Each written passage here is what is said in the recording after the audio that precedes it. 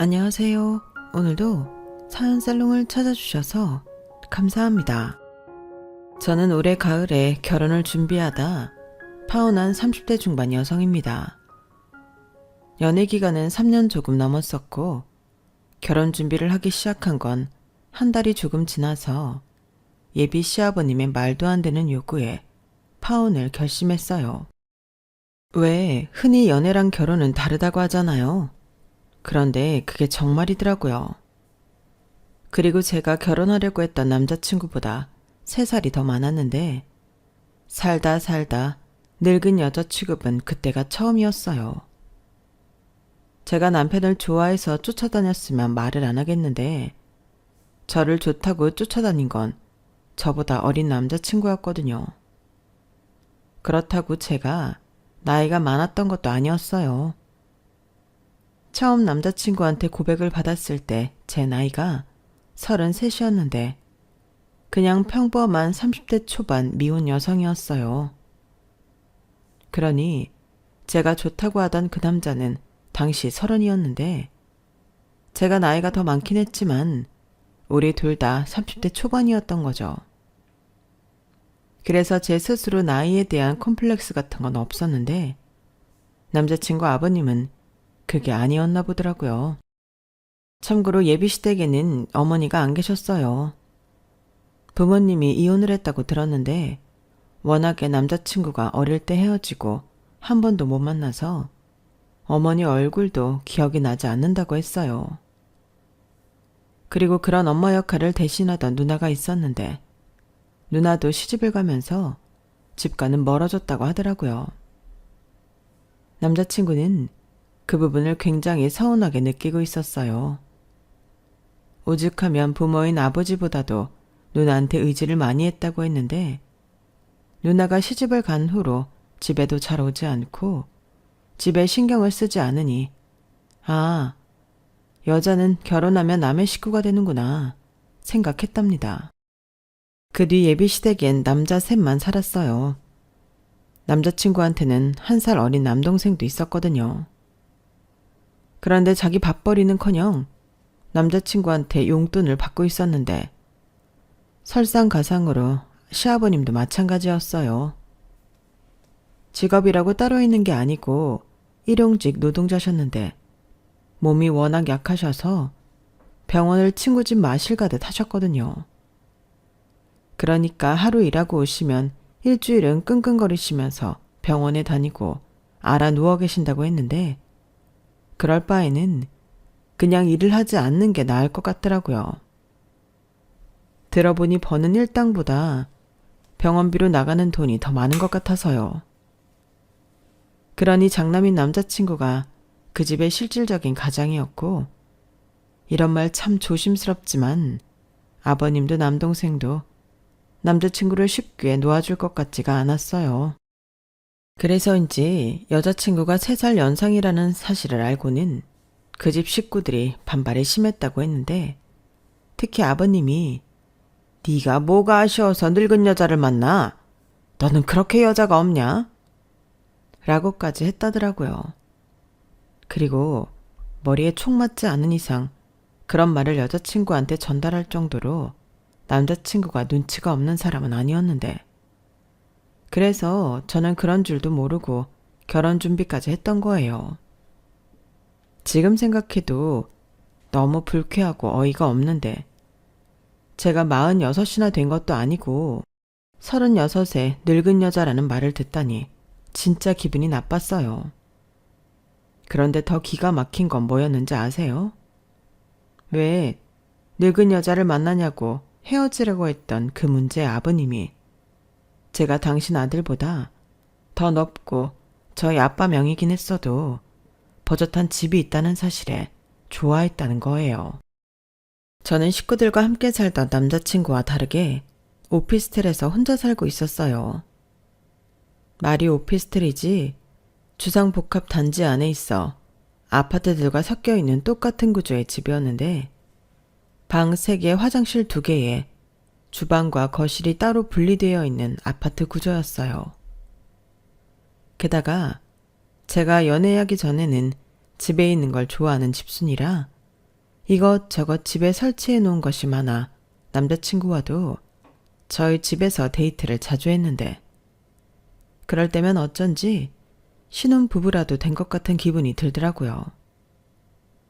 그리고 그런 데이트를 하다 보니 남자친구도 어느덧 제 집을 자기 집처럼 편하게 느끼며 좋아했는데 연애 3년을 맞이하면서 결혼에 대한 이야기를 하기 시작했어요. 사실 남자친구와 저는 같은 회사에서 일을 하기 때문에 매일 보는 사이였고 연애 기간은 3년이지만 남자친구가 자기 혼자 저를 좋아한 시간도 있으니 이젠 결혼하고 싶다는 건데 저 역시 그때는 남자친구를 많이 사랑했기에 결혼에 긍정적인 생각이 있었어요. 나이도 어느 정도 있었고 회사 내에도 이미 소문난 커플이라 저희가 곧 결혼할 거라는 분위기가 있었는데 그것도 영 무시할 수는 없었거든요. 물론 남의 눈 때문에 결혼을 하는 건 아니었지만 분명 그것도 한몫했어요. 한 해가 지날수록 사람들이 언제 식 올리냐고 물었는데 3년이 되었을 때는 사람들이 이젠 해야지 더 시간 끌면 깨진다 라고 하는데 이렇게 다 소문나도록 만나고 깨지면 회사를 다니는 것도 문제라고 생각했어요. 그리고 그 즈음엔 정말이지 결혼에 대한 생각이 많았는데 남자친구가 결심을 했는지 먼저 프로포즈를 하더라고요. 비록 자기가 저보다 연봉도 적고 가진 게 없지만 꼭 행복하고 재미있게 살 수 있게 해준다고 하는데 제가 바라는 결혼도 그런 거였어요. 친구처럼 별것도 아닌 일로 깔깔거리고 장난치고 살고 싶었는데 남자친구랑은 그렇게 살 수 있을 것 같더라고요. 그런데 저보다 먼저 결혼한 친구들이 아무리 남편 될 남자가 좋아도 시댁 식구들이 별로면 결혼 생활이 원만하지 않다며 저에게 시댁 식구 될 사람들에 대해 더 알아보라고 조언을 해줬고 그때부터는 돌다리도 두드려본다는 심정으로 남자친구의 가족들에 대해 관심을 갖기 시작했어요. 그러자 전에는 대수롭지 않게 생각했던 사소한 것들도 고민거리가 되었는데 처음엔 아무 생각 없이 시어머니가 없으니 시집살이 걱정은 없겠다고 생각한 저였는데 생활력이라고는 1도 없는 아버님과 남동생을 보니 골치가 아프기 시작했어요. 뭐 결혼을 해도 용돈은 매달 조금씩 드릴 생각은 있었는데 그걸로 생활이 어려워지면 백발백중 저희한테 돈 얘기를 하실 것 같더라고요. 그리고 사는 형편을 보니 비하하는 건 아니지만 딱히 어떤 도움도 기대할 수는 없어 보였는데요. 남자친구가 대출 끼고 산 빌라가 그 집의 전 재산이었어요. 엄연히 따지면 그것도 남자친구의 재산이지만 장가간다고 그 집을 가져올 수도 팔아치울 수도 없으니 어쩔 수 없는 그림의 떡 같은 거였죠. 그래서 내심 결혼을 하면 제 집에서 신혼을 시작해야겠다고 생각했는데 제가 사는 집도 엄연히 따지면 제 집은 아니었어요. 저희 아빠가 시집갈 때 미천하라고 미리 사주신 집이었거든요. 물론 제가 시집가면서 명의를 바꿔달라고 하면 바꿔주시겠지만 사는데 불편함이 없으니 달리 생각도 없었어요. 참고로 저보다 4살 많은 언니도 똑같이 아빠한테 아파트를 받아 독립해 혼자 살았는데 시집갈 때 그 집을 팔아 형부와 돈을 합쳐 다른 대단지 아파트에 신혼살림을 차렸어요. 그때 아빠가 그 집을 팔아 현금으로 언니에게 줬고 둘은 공동명의로 집을 샀는데 저희 부모님은 저 역시 그러길 바랬죠. 하지만 저는 그럴 여유는 없을 것 같았고 그냥 남자친구가 혼수해 오는 걸로 만족할 생각이었는데 그렇다 보니 남자친구 물건이 하나둘 제 집에 쌓이게 되었어요. 누가 보면 이미 살림을 합친 신혼부부라고 해도 될 만큼 남자친구의 물건이 많았는데 그걸 저희 엄마가 제가 없을 때 집에 와서 보게 된 거예요. 물론 제가 남자친구가 있다는 걸 알고 있긴 했는데 딸 가진 엄마라 그런지 아직 시집도 안 간 딸 집에 남자 물건이 있는 건 싫었나 보더라고요. 그래서인지 30 한참 넘은 딸인 저에게 엄청 뭐라고 하셨는데요. 괜히 집에 남자 왔다 갔다 하는 거 보면 주변에서 안 좋은 소문 나고 혼삿길 막힌다며 그렇게 좋으면 아예 결혼을 하라고 하셨어요. 너는 보는 눈이 얼마나 많고 소문이 얼마나 무서운데 이 짐들은 다 뭐야? 벌써 살림이라도 차린 거야? 그렇게 좋으면 시간 끌지 말고 시집을 가. 왜? 뭐가 문제가 있어? 문제는 무슨, 안 그래도 그럴까 생각하고 있는 중이야. 엄마는 내 나이가 몇인데. 오히려 이 나이에 남자도 없으면 그게 더 이상하지 않아? 에휴, 나이가 뭐가 중요해? 시집도 안 간 처녀집에 남자가 들락날락거리는 게 더 이상하지. 문제 없으면 1살이라도 더 어릴 때 얼른 해. 엄마는 무슨 내가 짐짝이야? 뭘 그렇게 치워버리고 싶다는 듯 말해. 나도 다 고민이 있어. 일단 결혼을 해도 이 집에서 살아야 할 것 같단 말이야.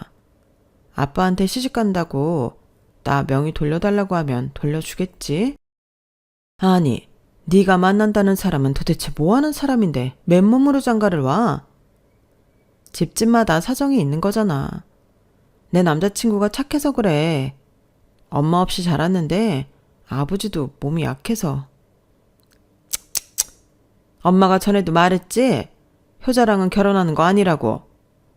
그런 건 아니야. 내가 그랬으면 벌써 헤어졌지. 그래도 가장 역할 하느라 돈 모을 새가 없었다는 건 인정해.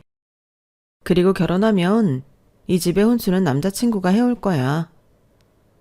그래, 아주 대단한 남자친구다. 그래서 얼마나 대단하면 여태 얼굴을 한번 안 보여줘?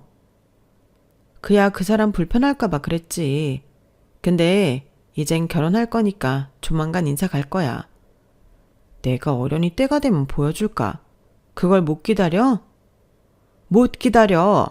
이렇게 내 딸 집에 들락날락하는데 어떤 놈인가 엄마가 확인은 해야지. 아무튼 엄마는 너 믿고 기다리는 거니까 좋은 말로 할 때 집에 데리고 와라. 네 아빠도 은근 네가 어떤 놈을 만나는지 궁금해해. 자꾸 놈놈한다. 알았어. 조만간 갈 테니까 그만 좀 쪼아. 그리고 미리부터 말하지만 그 사람 엄마 없이 살아서 그런지 우리 집에 가서 많이 어색할 수 있거든. 그러니까 엄마도 조심 좀 해줘. 궁금하다고 막 폭풍 질문하지 말고. 나한테 하듯 쪼아대지 말라고. 요즘은 고부 갈등보다 장서 갈등이 그렇게 문제래. 어머, 얘 좀 봐. 아주 별꼴이야. 내가 그럼 네 남친한테 함부로 할까봐 벌써 이러는 거야? 이거 왜 이래? 이래봬도 엄마 교양 있는 사람이다. 그리고 엄마랑 아빠는 진짜 이상한 사람이 아니고서는 대환영이야. 우리는 이제 너만 시집 보내면 걱정 끝인데 뭘 더 바라겠니? 내가 말은 그렇게 했어도 이 집 정도면 둘이 살기 문제없고 사람만 괜찮으면 엄마도 아빠도 무조건 오케이니까 걱정하지 말라고 그래. 이렇듯 저희 엄마는 말은 좀 까탈스럽게 해도 이미 남자친구를 허락할 준비가 되어 있었어요. 그리고 실제로 남자친구를 저희 집에 데려가 인사를 시키는데 잔뜩 얼어있는 남자친구를 배려해주는 것도 저희 엄마셨고 저희 아빠는 다른 건 다 필요 없으니 성실하고 정직하게만 살라고 하셨어요. 저희 집이 뭐 그렇다고 아주 여유가 많은 집은 아니었는데 그렇다고 돈으로 계산하고 그러는 집도 아니었거든요. 그래서 남자친구가 가진 게 없다는 걸 알면서도 크게 문제 삼지 않으셨는데 당신은 저한테 결혼 미천으로 집을 해줬으니 그걸로 해줄 건 다 해줬다고 생각하셔서 더 그랬던 것 같아요. 나머지는 니들이 알아서 하라는 주의라 저도 그렇게 생각했죠. 그리고 아빠는 혹여 미래 사위가 부담이라도 가질까 오피스텔 명의는 혼인신고하면 제 이름으로 바꿔주겠다고 하셨는데요. 남자친구는 그래도 그 말이 은근 좋았는지 감사하다고만 꾸벅 인사를 했어요. 지금 생각해보면 그때 저희 부모님은 그 흔한 호구조사도 하지 않았더라고요. 남자친구와 제가 같은 회사에 다니고 있고 저보다 3살이 어린 만큼 입사가 늦어 저보다 연봉이 적다는 건 알고 계셨지만 그 외의 것, 즉 예민할 수 있는 가족에 관한 질문들은 전부 하지 않으셨어요. 아, 저한테 슬쩍 저희 아빠가 네 남자친구 빚이 있는 건 아니지?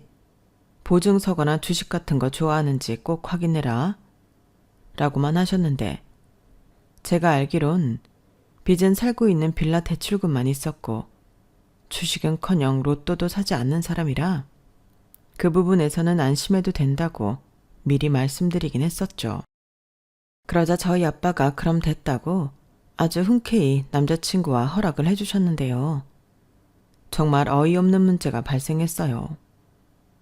이걸 꼭 문제라고 말하는 것도 애매하긴 한데 제가 예비시댁에 인사를 갔을 때 시아버지 될 분이 진짜 이상하더라고요.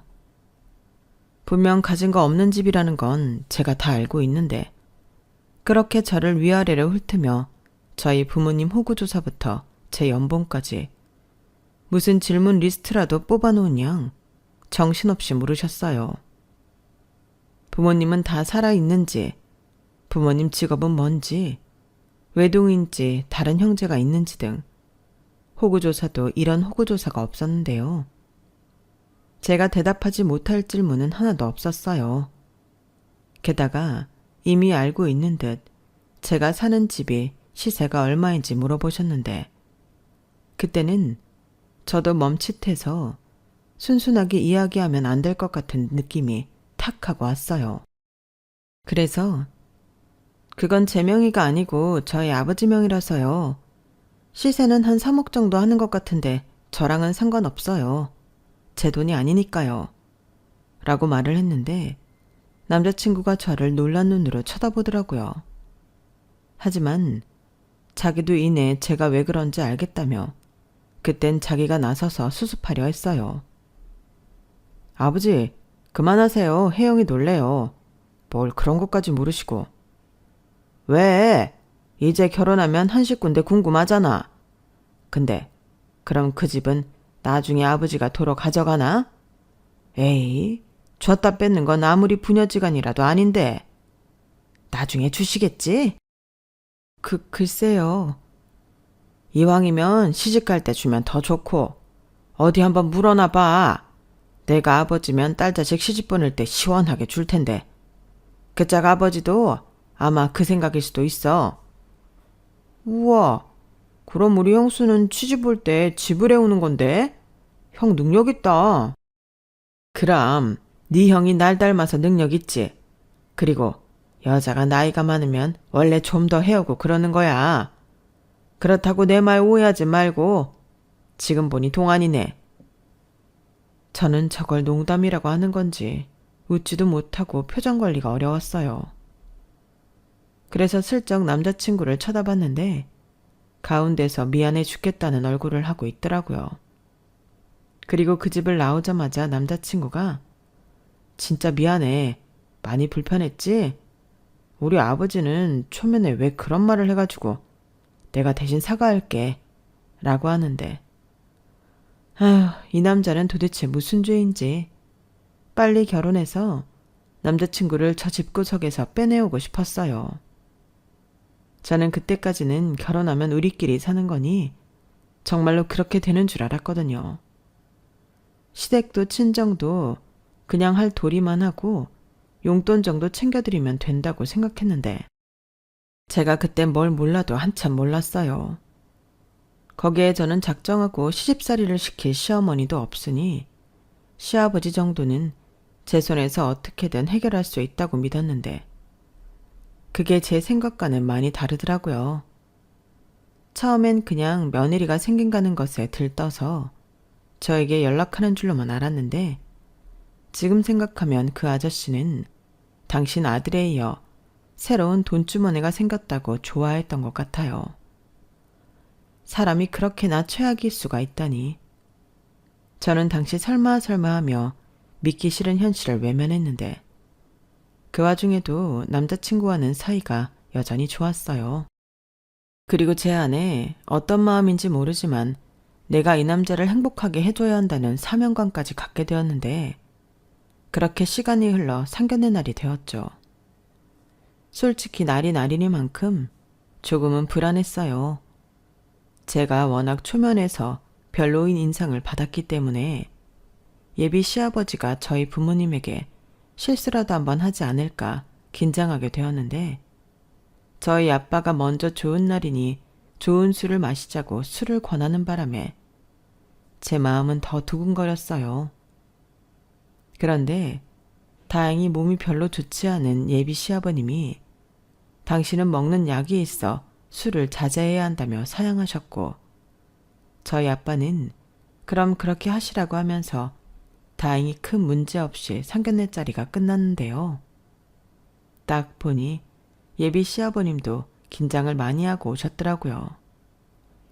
그에 반면 저희 아빠는 세상 편한 듯 농담도 하시고 분위기를 주도하셨는데 어쩐지 예비 시아버님은 눈치만 볼 뿐 전에 저에게 했던 것처럼 선을 넘지는 않으셨어요. 그걸 보고 참 다행이라고 생각했죠. 사람이 그래도 경우가 없지는 않는구나 생각하며 결혼식 날을 잡고 헤어졌는데 저희 엄마는 안 싸돈이 없어서 그런지 그 집이 뭔가 불안정해 보여 찝찝하다고 하셨어요. 하지만 남자친구가 워낙에 사람이 좋고 저를 챙겼기에 사위 얼굴 봐서 넘겼는데 걱정은 된다며 나중에 제가 시아버지를 챙겨야 할 텐데 벌써부터 바깥 싸돈이 아픈 곳이 많다고 하니 그게 걱정이 된다고 하시더라고요. 사실 거기까지는 생각하지 않았던 저였는데 그때 제가 슬쩍 남자친구한테 얘기를 하니 그건 자기가 알아서 할 거라고 걱정하지 말라고 저를 안심시켜줬어요. 병원을 모시고 가던 아님 정말 나중에 누군가의 돌봄을 받아야 할 때는 지금 살고 있는 집을 팔아서라도 요양시설에 모시면 된다고 했는데 그 말까지 들으니 조금은 안심이 되었죠. 그렇게 한 달 남짓 결혼 준비가 진행됐어요. 집은 제가 살던 오피스텔에 있어 해결됐고 결혼식장 예약과 웨딩 촬영 그리고 신혼여행까지 차례차례 예약을 마쳤는데 남자친구가 자기 식구들이랑 밖에서 밥을 한번 먹자고 했어요. 밥? 갑자기? 아빠가 이제 진짜 자기가 우리 식구 되는 거니까 친해지고 싶다고 밖에서 밥을 사주겠대. 아, 그래?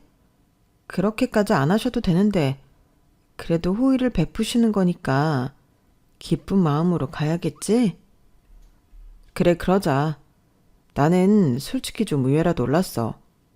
그래도 자기 며느리라고 챙기고 싶어 하더라고. 자기가 요리를 잘하는 것도 아니라 따뜻한 밥상도 못 차려준다고 밖에서 자기 좋아하는 걸로 한 끼 사주고 싶대.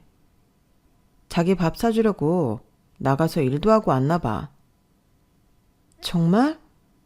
그러다 또 아프시면. 안 그래도 요즘 계속 아프다고 골골거리는 중이지. 그래도 며느리 본다고 기쁜가 봐. 저는 남자친구의 말을 듣고 그래도 예비 며느리라고 챙겨주시는 마음에 감사하다고 생각했어요.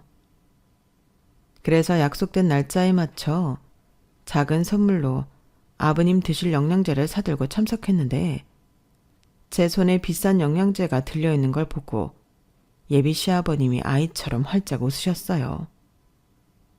그리고는 앉으라며 손질을 하셨고 먼저 주문했다는 식사가 나오기 시작했는데 나름 생각을 하셨는지 깔끔하게 차려진 한정식이 제 앞에 차려지더군요.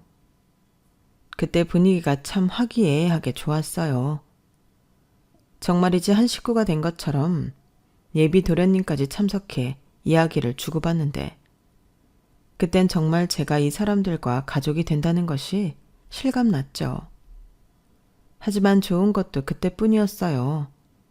알고 보니 그 자리는 그냥 친해지자고 만든 자리가 아니라 목적이 있는 자리더라고요.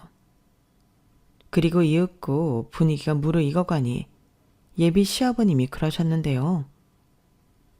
저기, 내 말 오해는 하지 말고 지금 살고 있는 그 집이 오피스텔이라지?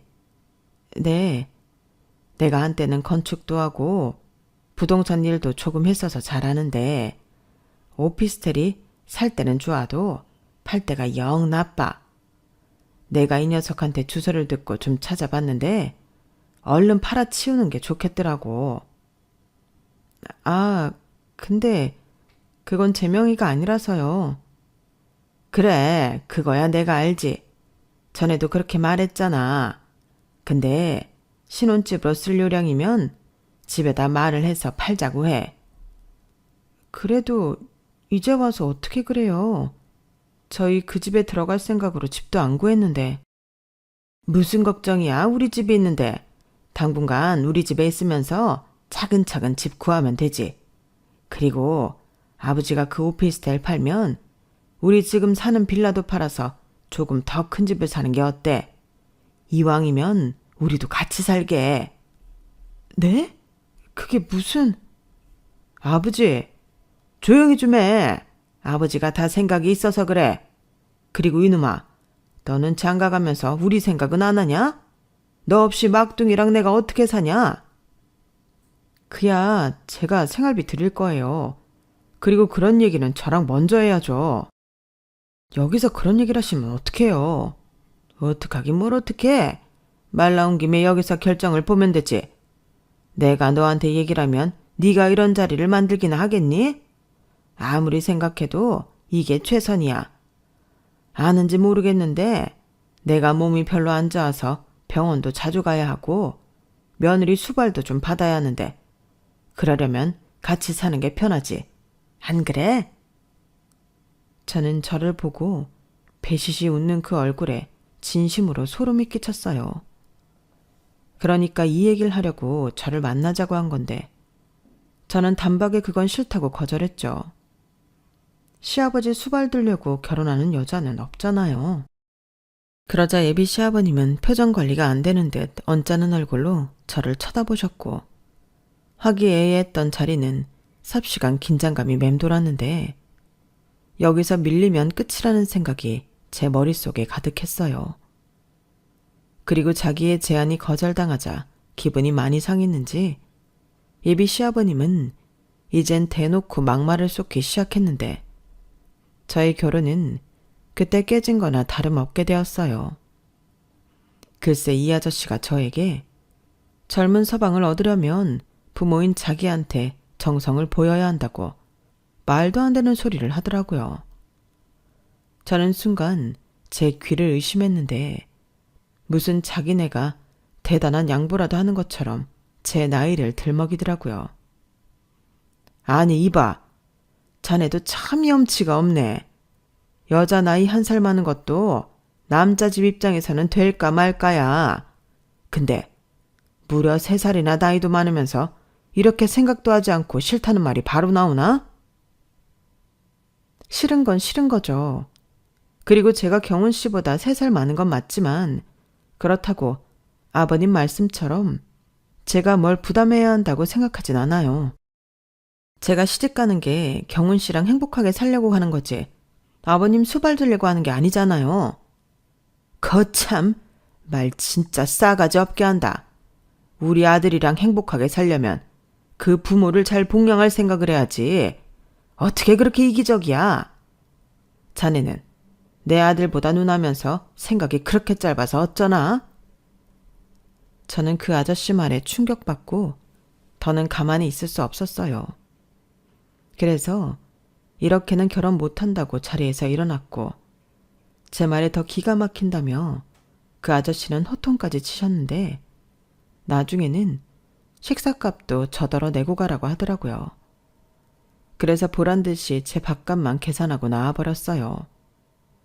그러자 얼른 제 뒤를 쫓아온 남자친구가 미안하다며 일이 이렇게 될 줄은 몰랐다고 사과를 하는데 그때는 너무 화가 나서 남자친구한테도 이딴 결혼 안 하고 싶다고 헤어지자고 했네요. 젊은 서방을 얻으려면 정성을 보여야 한다는 그 말부터가 굉장히 기분이 더러웠거든요.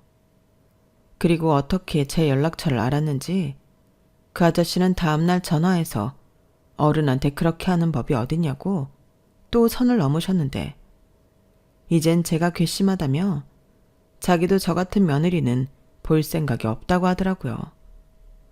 그러면서 자기한테 용서를 받고 싶으면 이젠 아예 자기들이 잘 큰 집을 사오라고 했는데요. 들으면 들을수록 가관이었어요. 아니, 시어머니 갑질은 들어봤어도 시아버지가 이렇게 대놓고 속물인 건 듣도 보도 못했거든요. 그래서 그럴 필요 없고 용서받을 생각도 없다며 전화를 끊어버렸는데요. 그 뒤로부터는 남자친구의 집요한 매달림이 시작되었어요. 자기는 정말 저랑 결혼하지 못하면 아무랑도 결혼하지 못한다며 자기가 아버지랑 연을 끊겠다고 했는데 솔직히 그 말에는 믿음이 가지 않았어요. 살고 있는 집도 그렇고 그렇게 연을 끊을 수 있는 사람이라면 그렇게 희생하고 살지도 않았을 거라고 생각했기에 그냥 우리 인연은 여기까지였던 걸로 하자고 예식장부터 예약한 모든 걸 취소하자고 했죠. 정말 이렇게 나랑 헤어질 거야? 내가 다 잘못했어. 그런 자리인 줄 알았다면 나 자기한테 나오라고 하지 않았다니까? 나 한 번만 믿어줘. 내가 우리 아버지한테 확실하게 약속 받아올게. 그러면 되잖아. 아니, 그동안은 대수롭지 않게 생각했지만 아니라는 걸 안 이상 자기랑 결혼할 순 없어. 아직 혼인신고도 하지 않았는데 저렇게 말씀하시는 거 봐. 자기가 정말 나를 생각한다면 우리 헤어지자. 자기야, 어떻게 나한테 그런 말을 해. 내가 자기를 얼마나 사랑하는지 알면서. 남자친구는 세상이 다 무너진 얼굴하고 급기야 제 앞에서 눈물까지 보였어요. 그 모습에 살짝 마음이 흔들리기도 했지만 용기가 나지 않았어요. 전에 같으면 밑도 끝도 없이 다 해결할 수 있다고 생각했을 텐데 그 아저씨가 너무 경우가 없다 보니 저도 어쩔 수가 없었어요. 그리고 저희 집에도 이 사실을 알려야만 했는데 저희 부모님도 어이가 없어 두 분 다 아무 말도 못 하시더군요. 그렇게 조금의 시간이 흘러 저희 엄마가 결혼 파토 낸 건 잘했다며 안 그래도 자기는 찝찝했다고 하셨는데 그래도 제 마음 한구석엔 남자친구에 대한 미안한 마음이 있었어요. 그건 미련 같은 것은 아니었는데 저 역시 남자친구가 좋은 사람이라는 걸 잘 알기에 마음이 무겁더라고요. 그리고 남자친구는 한동안 회사에도 결근을 하면서 회사 내에서도 저희 파혼에 대한 소문이 돌기 시작했는데 그건 솔직히 좀 신경이 많이 쓰였어요.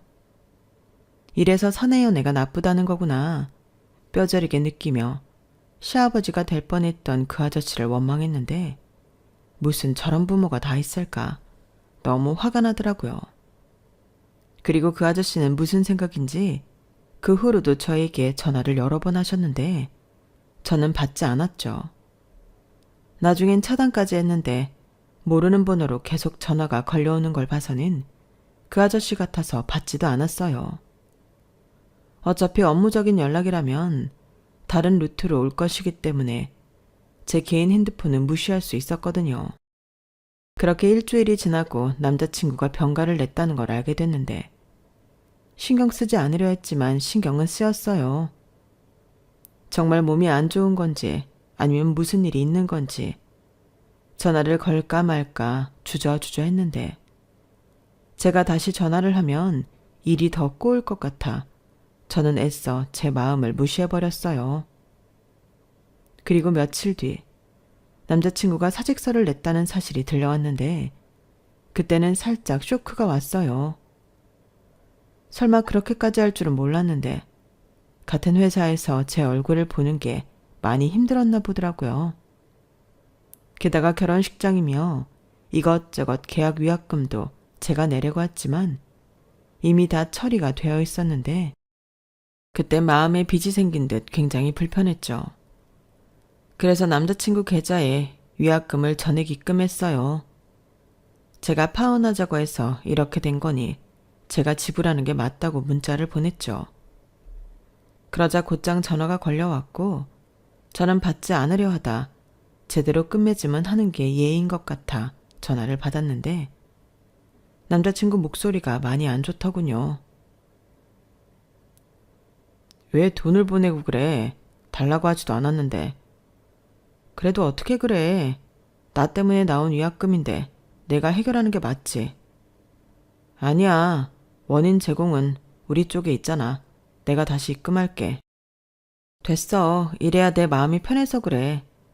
끝까지 내 마음 편한 것만 챙겨서 미안한데 그냥 받아줘. 근데 회사까지 그만둘 필요가 있었어? 나 때문이지? 겸사겸사. 자기도 나 보기 불편하잖아. 회사에서도 벌써 소문이 났을 거고. 아, 이건 소문이 아닌가? 아무튼 그것도 미안해. 뭘 그렇게 미안해. 미안한 건 난데. 이제 와서 이런 말 하는 거 의미 없지만 경훈 씨가 나 많이 좋아해 준 거 고마워.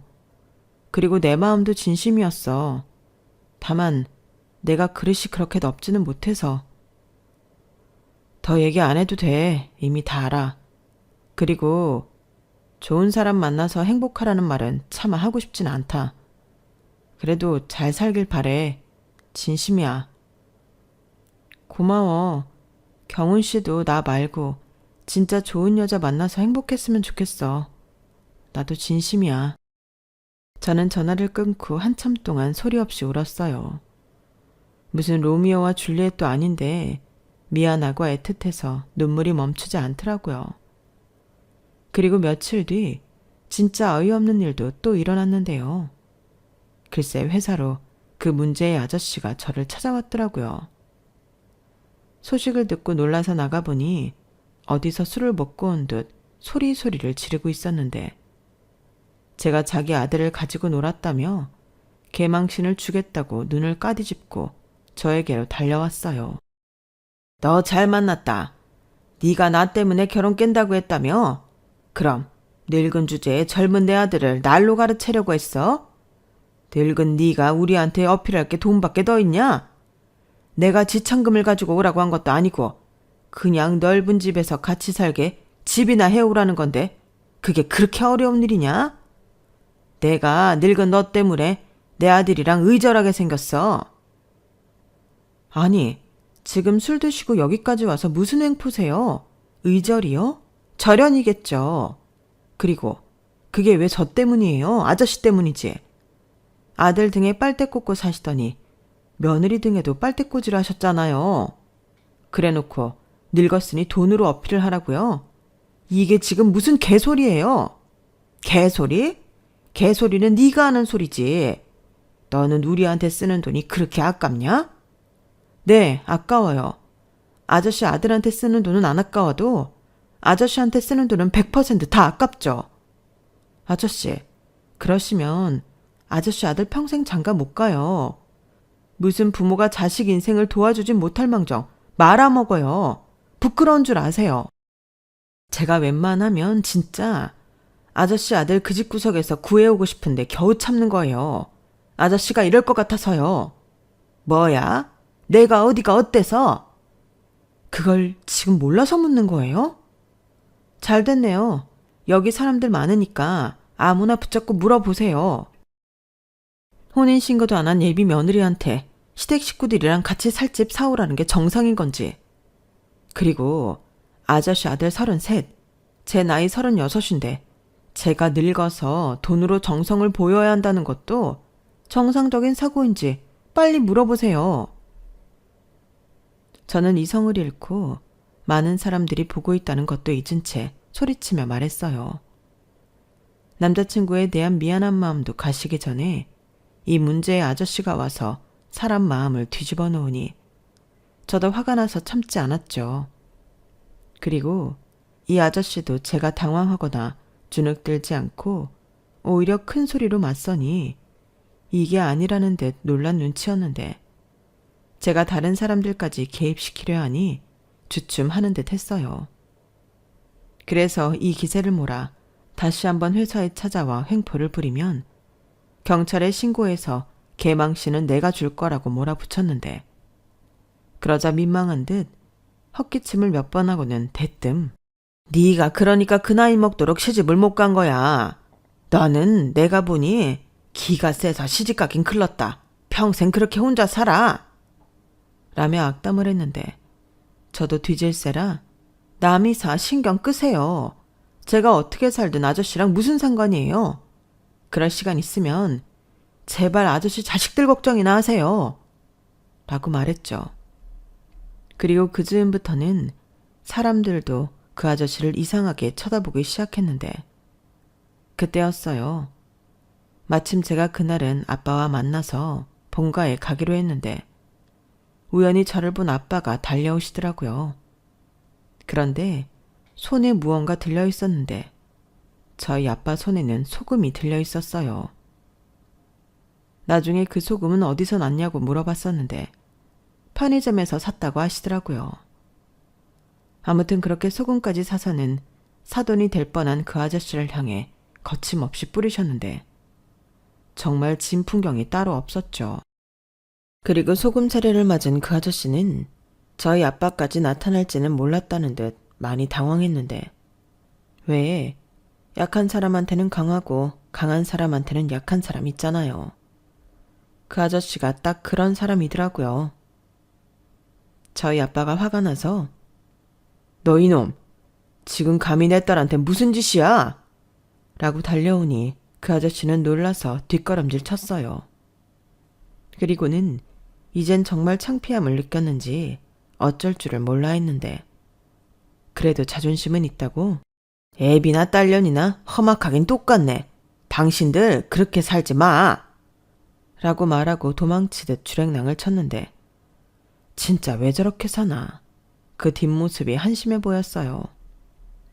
그리고 거기에 지지 않는 저희 아빠는 그 아저씨의 뒤통수에 대고 나도 당신 같은 없는 집구성이랑은 사돈 맺기 싫어.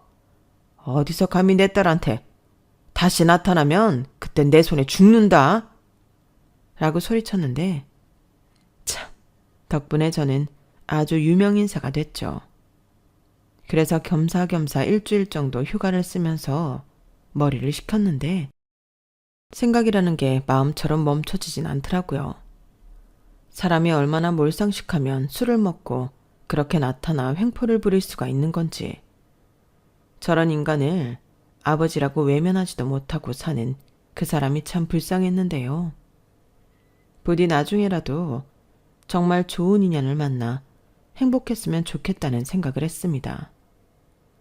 비록 그 사람이 제가 될 수는 없었지만 그 사람이 더는 불행하지 않았으면 해요. 그리고 어쩌면 이 여우는 생각보다 오래 갈 수도 있다는 예감이 들었는데, 얼마 전 저는 큰 결심을 했어요. 저 역시 회사를 그만두기로 결정을 했죠. 제가 너무 유명해진 탓도 있고, 제가 회사를 계속 다니면 이미 그만둔 그 사람의 얘기도 계속 사람들 입에 오르내릴 것 같아 결정한 일인데, 사실 그동안 모아둔 돈도 제법 있고 몸도 마음도 많이 지쳐서 쉬고 싶은 마음이 있었거든요. 그리고 준비를 잘해서 이직을 할 생각인데, 이걸 계기라고 하긴 그렇지만 이걸 계기로 더 성장하고자 노력하고 있습니다. 저희 집에서는 나이가 30 중반이다 보니 이러다 영영 시집을 못 갈까 걱정하는 눈치지만 저는 나이에 연연하고 싶진 않아요. 비록 졸지에 늙은 여자 취급을 당하긴 했지만 저는 스스로 제가 늙었다고 생각하진 않거든요. 그리고 나이는 숫자에 불과한데 누구처럼 나이로 그 사람을 판단하면 안 된다고 생각해요. 그래서 무엇이 됐든 설사 그게 결혼일지라도 저는 나이에 구속되고 싶지 않은데요. 지금은 그저 이 파혼의 후유증을 잘 견디려 노력할 따름입니다. 이게 생각보다 많이 힘들더라고요. 아무래도 당사자들의 갈등이 아닌 부모의 일로 헤어지다 보니 마음이 더 복잡한 것 같은데, 저도 그 사람도 이 상처에서 잘 벗어나길 바래요. 그리고 먼 훗날엔 서로에 대해 좋은 기억만 남길 바랄 뿐인데요. 좋은 사람인 만큼 그 사람이 많이 행복했으면 좋겠습니다. 아울러 그 염치 없고 경우 없는 그 사람의 가족도 이제 제발 그 사람을 자유롭게 놓아줬으면 좋겠는데, 남의 가정사에 뭐라고 할 수는 없지만 남자친구의 엄마가 왜 일찍 이혼하고 떠났는지 알 것 같네요. 사람이 하루아침에 변할 수는 없겠지만 그 아저씨가 벼락이라도 맞아 정신을 차렸으면 좋겠네요. 사랑의 힘으로 모든 것을 극복할 수 있다고 생각했는데 현실은 그렇지 못하더라고요. 물론 그런 분들도 계시겠지만 저는 그러지 못했기에 저는 제 그릇을 알고 그냥 지금처럼 제 분수에 맞게 살아갈 생각입니다. 솔직히 지금은 연애나 결혼 생각은 전혀 없고요. 새로운 직장 잘 구해서 열심히 제 능력껏 살고 싶은 마음이에요. 그리고 지금보다 더 현명하고 지혜로운 사람이 되고 싶은 마음인데, 정말이지 그 사람의 아버지 같은 최악의 어른은 되지 말아야겠다는 생각입니다. 나이를 먹었다고 다 어른은 아니더라고요. 제 파혼 이야기는 여기까지예요. 제 이야기를 들으시고 어떠셨는지 궁금한데요. 저는 제 결정을 후회하진 않지만 객관적으로 제가 잘 판단했는지는 잘 모르겠습니다. 이 글을 쓰고 있는 지금도 그 사람을 떠올리면 마음이 많이 무겁거든요. 하지만 시간이 약이라고 우리 둘 다 미안한 마음은 빨리 잊고 서로의 행복을 빌어줄 수 있었으면 좋겠는데, 제 욕심일까요? 그게 설령 정말 욕심이라도 부디 꼭 그렇게 됐으면 좋겠네요. 그럼 지금까지 제 이야기를 들어주신 모든 분들께 고맙다는 인사를 전하며 저는 이만 마지막 인사를 드리겠습니다. 항상 건강하시고 좋은 일만 가득하시길 소원하며 안녕히 계세요. 감사합니다. 여러분, 사연 댓글에 응원과 현명한 조언 부탁드려요. 좋아요와 구독은 저에게 큰 힘이 됩니다. 오늘도 좋은 일 가득하세요.